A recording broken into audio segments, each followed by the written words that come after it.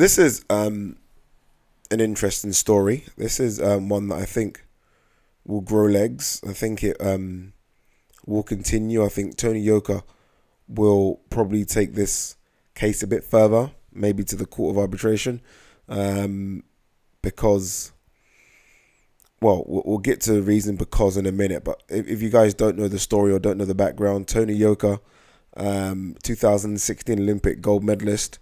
I actually do believe Joe Joyce beat him in the final. I'm not just saying that because I'm sitting here in England, but I do think Joe Joyce beat him. But look, in saying that, I think Anthony Joshua lost in the first round of the 2012 Olympics. I really do. And can you imagine if he did? None of this would exist. None of this Anthony Joshua thing would exist. So I guess that's boxing for you, right? So he is a big deal in France. He's a bit of a pin-up. Is Tony Yoka. He's been in magazines. He's been on a lot of front covers. He's done a lot of chat shows. And now he's taking his record to 5-0. He wants to be the first French heavyweight champion of the world. You never know. He's got a chance. He's built like a modern day heavyweight. Obviously, winning an Olympic gold medal, he can clearly box a bit. And in his last fight, he beat Dave Allen and stopped Dave Allen. And that's not an easy thing to do, by the way. I know people sometimes laugh at Dave Allen and don't know if Dave Allen is serious or not. But it took Luis Ortiz a while to get him out there. Dylan White went to points with him. So, I mean, to stop Dave Allen in your fifth fight is pretty impressive. But that's where the good points stop. Now, he missed 3 tests. 3 out of competition tests. He missed them. And as a result, he got banned by the French Boxing Association. I think that's what it's called, for 1 year.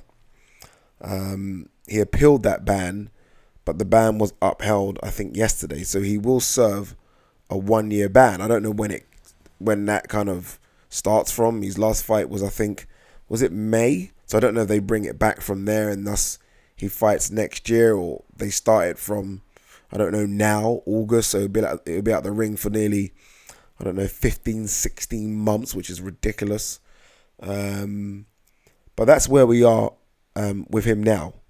What makes it even more interesting is that the ban is only applicable in France.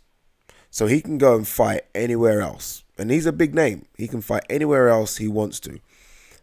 So be that in Germany, which is possible, the UK maybe even, America, who knows.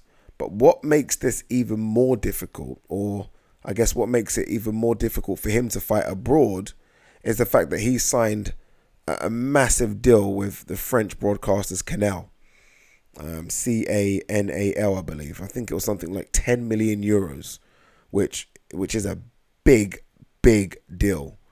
Do you guys remember when I think the BBC signed a 10-fight deal with, was it Audley Harrison? I can't remember how much it was. I think it was over £1 million or something. So when you think of this 10 million euro deal to fight on Canal TV, so he can't just go and fight on another TV station. Like, I'm sure there's something in the contract to say he can't do that. So where people are like upset, as I was, that he's only banned or only been banned to fight in France, I don't think he can just jump ship and fight in another country, because I think the TV broadcasters have rights to him, and I just don't think he can just do that. So it's going to be interesting to see what happens, which is why I think there is a possibility that he takes this case further and goes to the Court of Arbitration to see if he can get, even if he can get the ban reduced to 6 months, thus meaning he fights again this year. If not, France's new heavyweight sensation is going to be out of the ring for nearly 15, 16 months. And what does this do to his image? I mean, does this taint his image? Do you look at him now as a drug cheat? A lot of sports stars have failed when it comes to that whereabouts test. I mean, Rio Ferdinand did years ago with United. I don't think you guys remember that. Or you should do if you're a United fan. I think he got like an 8-month ban. Christina Horogu, world champion. Was she Olympic champion? Yeah, world champion, Olympic champion. She got a ban as well for missing 3 tests. So it does happen. It doesn't mean you're a cheat, but it raises suspicion. And I wonder how people in the world of boxing are going to look at him. Can you imagine if Anthony Joshua did the same thing and got banned for a year for missing 3 tests? How would Anthony Joshua be looked at? as a cheat, right? Let's be honest, it probably is a cheat.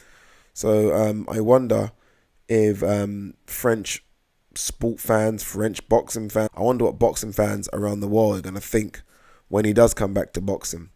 But he is a good prospect. He's a big name. He'll be a great addition if he can keep on this roll momentum to the heavyweight division in, I don't know, 12, 18 months if the ban does get reduced. But if not, I wonder if this kind of derails him, and I wonder if we will ever see the best of Tony Yoka. He still is young. I think he's, 25, 26, but a year and a half out of the ring is a long time, especially when you're establishing yourself and you should be having fights every 2 months. So potentially he's missing 6 or 7 or even 8 fights, which is a hell of a lot.